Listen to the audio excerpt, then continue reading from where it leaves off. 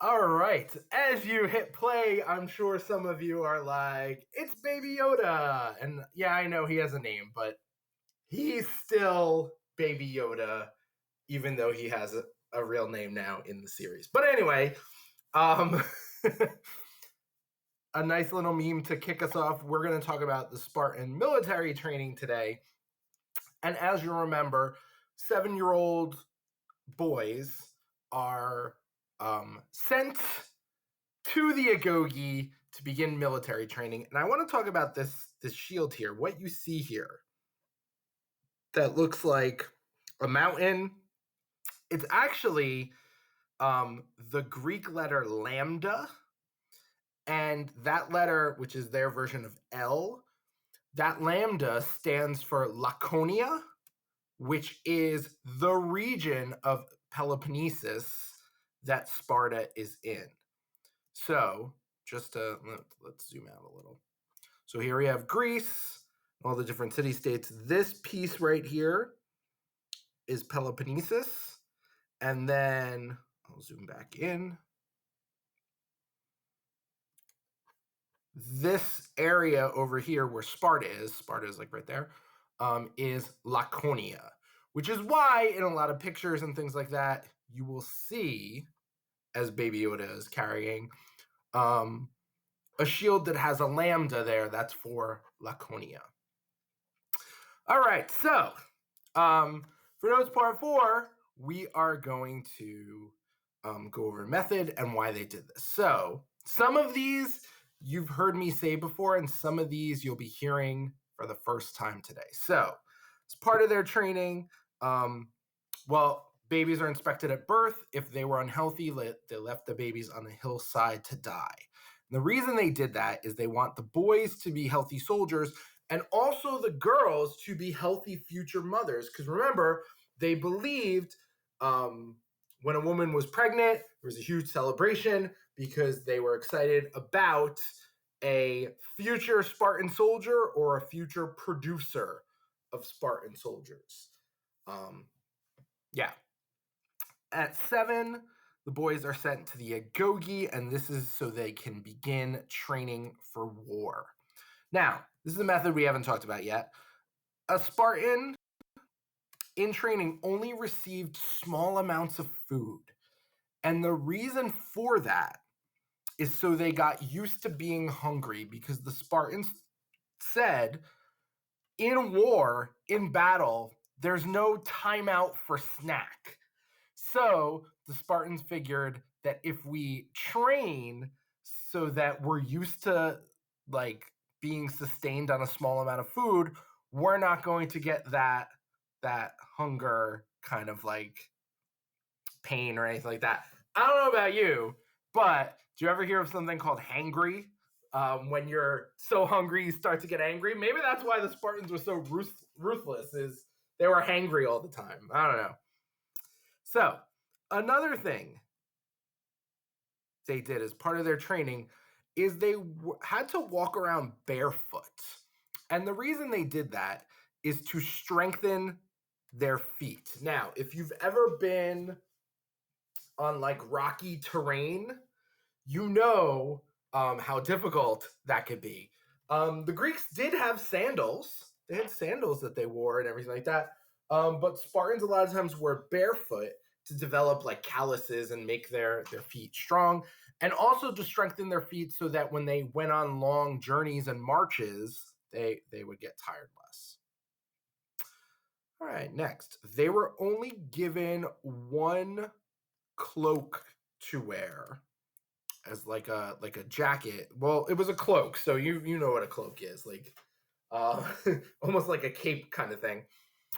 And the reason they did that is to keep life simple and have them not care about what they are wearing. So a Spartan youth learned very quickly, there is no individual expression. There is everyone gets this cloak, and that's that. Which is pretty sad. I mean, one of the things, obviously, we all wear different clothing that we like, and we choose to wear.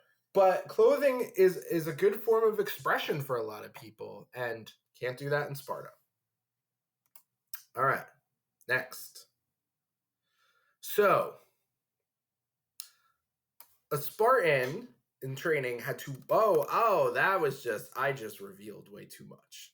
I went through this one at a time so you're not overwhelmed, and I just clicked and revealed a whole bunch. All right, so a Spartan walked in silence, eyes to the ground, speaking only when necessary. And the reason they did that is to get used to only hearing commanding officers' voices. And our military still does that today. And the reason for that is war is extremely, extremely loud. It's the sound, like, and in ancient times, obviously they don't have bombs, they don't have guns, they don't have tanks, they don't have any of that stuff. But you have one-on-one combat with lots of screaming and yelling and metal shields clashing and swords and all that. So if the commander needs to order his military to retreat or make a move right or left or things like that, they want to make sure that the Spartans are used to giving 100% of their attention. It also can save lives in war. Like if you're fooling around in wartime and an attack starts, you could die because of that. So, or you could cause someone else to die. So it's something even our military today takes very seriously. All right, next. So Spartans slept outdoors without covers, and that was to get used to the cold. The Spartans felt that in war, obviously, you're not going to have a nice bed or anything like that. You're going to sleep outside. So they made that part of their training. Next. Now, this is pretty messed up. Spartans every 10 days were lined up and inspected. And the reason they did that is to make sure they weren't getting fat. Now, you might be thinking, but wait, they only received a small amount of food. How could they be getting fat? Well, yeah, they only got a small amount of food, but if a Spartan was stealing other kind of food because he wanted more and didn't get caught, but then was putting on weight, then they fed that Spartan even less. And this is horrific kind of things, like, this is not anything that would be okay today. So messed up. Next. Now, one of their missions they did is there was one day they gave them 0 food and said, if you want to eat, you got to steal. But there's a catch. And the catch is you can't get caught. And this was something to try and make them cunning, to make them sneaky and stealthy. And the target of their thefts would be the helots. So they would have to try and steal food from a helot without getting caught. And if they did get caught, if the helot caught the Spartan person stealing the food, the helot reported it, the person was like, obviously we didn't give you this food, they caught you, and that soldier was beaten severely. So the Spartans were trying to teach I don't even want to say teach because none of this is good. Brainwash maybe, or train their kids to be sneaky because they felt like that is something, like if you're at war, you might not have food with you and you might have to steal it from the ordinary citizens, and you don't want to get caught because that's the enemy. So yet another reason the Spartans are psychos. Next, this one I've talked about. So a Spartan at age 7 goes into the Agoge, the training camp. From 7 to 18, they're doing this horrific training. At age 18, they have to live in the forest for a year. Now, It was to put their survival skills to the test, including things like shelter building and hunting. This is why Artemis is the favorite goddess of the Spartans because of this year. Obviously, it involved lots of prayers to Artemis. If they didn't survive the year, then they're dead. Like, that's it. At 19, the Spartan came out of the woods, and they then had like another year of training, and then at age 20 they became a full member of the assembly, a full soldier. They were in the assembly and in the army from age 20 to 60. And then if they survived to age 60, then they were in the Council of Elders until they died. So, next. Now, as part of their training, they had to murder a helot, a Spartan slave. And it wasn't what